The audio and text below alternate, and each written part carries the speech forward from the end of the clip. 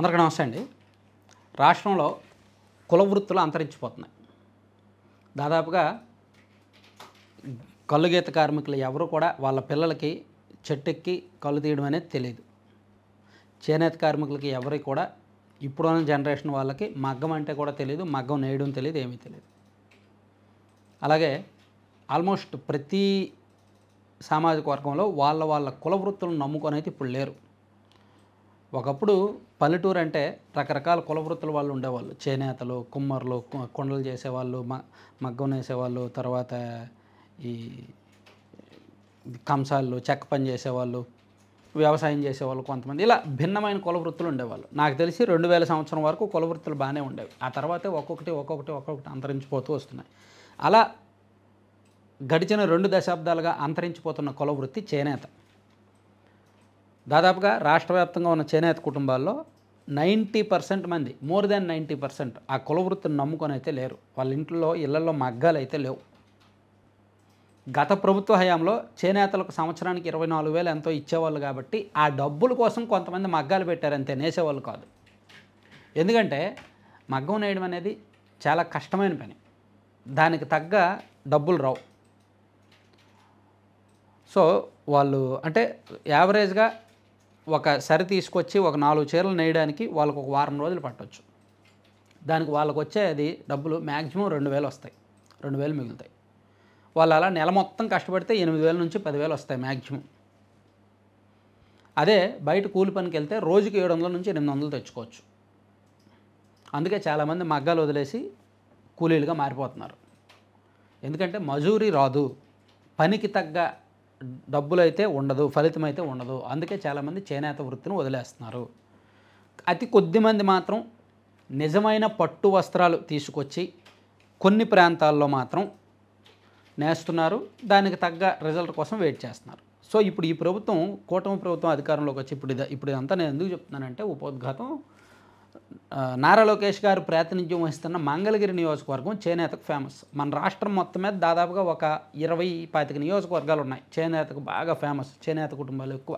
ధర్మవరం, చీరాల, మంగళగిరి, అలాగే పొద్దుటూరు, శ్రీకాకుళం, నరసన్నపేట, అలా రాష్ట్ర వ్యాప్తంగా ఉంటాయి. ఒక 20కి పైగా నియోజకవర్గాల్లో చేనేతలు బాగా ఎక్కువ ఉంటారనమాట. సో నారా లోకేష్ గారు ఎన్నికలకు ముందు ఒక హామీ ఇచ్చారు చేనేతలకు. ఒక చేనేత పార్క్ అంతర్జాతీయ స్థాయి హ్యాండ్లూమ్ పార్క్ ఏర్పాటు చేస్తాను అని. సో ఆ హామీకి తగ్గట్టే నిన్న అనుకుంటా మంత్రి చేనేత బీసీ సంక్షేమ శాఖ, జౌళి శాఖ మంత్రి సవితమ్మ గారు మంగళగిరిలో వచ్చి ఆ ఏరియాను చూసి చేనేత పార్క్ ఏర్పాటుకి సంబంధించి చర్చించారంట. సో అదొక రకంగా మంచి విషయం. చేనేత పార్క్ అంటే ఏంటంటే మల్టిపుల్ రకరకాల ఒక 100 మందో 200 మందో వచ్చి అక్కడే మగ్గాలు ఉంటాయి, అక్కడే మగ్గం వేస్తారు. సో ఇప్పుడు కొత్తగా ఎవరైనా ఇల్లు అద్దెకి తీసుకుంటే అక్కడ మగ్గం పెట్టుకోవడానికి ఉండదు. మగ్గం పెట్టుకుంటాము అంటే ఎవరు ఇల్లు అద్దెకి ఇవ్వరు. సో అలా మగ్గం నేయడానికే ఇబ్బంది అయిపోతుంది. సో అలా నేసినా సరే దానికి సరిగ్గా రాయితీ ఉండదు, ప్లస్ మజూరీ రాదు. అందుకే అతి కొద్ది మంది మాత్రమే వృత్తి మీద ఆధారపడుతున్నారు. ఇలా ఈ వృత్తిని ప్రోత్సహించడానికి, సో మగ్గాలను పెంచడానికి, ప్రోత్సహించడానికి మంగళగిరిలో ఒక సామూహిక అంటే చేనేత పార్క్ ఒకటి ఏర్పాటు చేయడానికి ముందుకు రావడం ఖచ్చితంగా మంచి విషయమే. అయితే ఇటువంటి పార్కులు రాష్ట్రం మొత్తం మీద ఏర్పాటు చేస్తే మంచిదే. రాష్ట్రం మొత్తం మీద ఎక్కడెక్కడైతే చేనేత కుటుంబాలు ఎక్కువ ఉన్నాయో అటువంటి చోట ఈ పార్కులు ఏర్పాటు చేయాలి. అలాగే చేనేత క్లస్టర్లు కూడా రాష్ట్రం మొత్తం మీద ఒక 10 తీసుకొస్తున్నారంట. అది కూడా నేను ఇందాక దీనిలోనే చదివాను. రాష్ట్ర వ్యాప్తంగా చేనేత క్లస్టర్లు 10 వస్తున్నాయి. సో ఇది కూడా మంచిదే. దీనివల్ల ఏంటంటే ఉత్పత్తులు, విక్రయాలు కాస్త ఈజీగా ఉంటాయి. అలాగే ఆ క్లస్టర్ పరిధిలో క్లస్టర్కి గవర్నమెంట్ నుంచి కొంత అమౌంట్ వస్తుంది, ఫండింగ్ వస్తుంది. దాని ద్వారా వాళ్ళకి సబ్సిడీస్ ఇస్తారనమాట. నూలు కొనుగోలుకి దీనికి సబ్సిడీస్ ఇస్తారు. అలాగే వాళ్ళు నేసినవి విక్రయానికి కూడా ఈజీ వే ఉంటుంది, సులభతరంగా ఉంటుంది. ఇది కూడా ఒక రకంగా చేనేత వృత్తిని పెంచడానికే. గత ప్రభుత్వం మేబీ 2019 నుంచి 24 వరకు జగన్ గారు ఈ ప్రయత్నాలు చేయలే. కేవలం వాళ్ళకి డబ్బులు ఇచ్చారు అంతే. అంతకుముందు టీడీపీ గవర్నమెంట్ ఉన్నప్పుడు అంటే 2014 నుంచి 19 వరకు కూడా కొన్ని చోట్ల క్లస్టర్స్ ఏర్పాటు చేశారు. ఆ క్లస్టర్స్ ఏర్పాటు చేసి చేనేతలకి రకరకాల కళాకృతులు, వాళ్ళకి దానికి సంబంధించి ట్రైనింగ్ ఇవ్వడము, వాళ్ళు అప్డేట్ అయ్యేలా ట్రైనింగ్ ఇవ్వడము, వాళ్ళకి సబ్సిడీస్ ఇవ్వడం, ఇవన్నీ జరిగాయి. అప్పట్లో చీరాల్లోనూ, మంగళగిరిలోనూ రాష్ట్ర వ్యాప్తంగా 7 చోట్ల క్లస్టర్స్ ఏర్పాటు చేసి డబ్బులు ఖర్చు పెట్టారు. సో మళ్ళీ ఆ తర్వాత జగన్ గారు వచ్చాక దీన్ని ఆపేశారు. ఇప్పుడు మళ్ళీ కూటమి ప్రభుత్వం వచ్చాక 10 క్లస్టర్లు ఏర్పాటు చేస్తున్నారనమాట. సో నేననేది ఏంటంటే వాళ్ళకి డబ్బులు ఇచ్చే కంటే సబ్సిడీస్ ఇవ్వడం మంచిది. వాళ్ళు కష్టానికి తగ్గ ప్రతిఫలం అంటే వృత్తిని ఎంకరేజ్ చేయాలి అంటే సబ్సిడీస్ ఇవ్వాలి.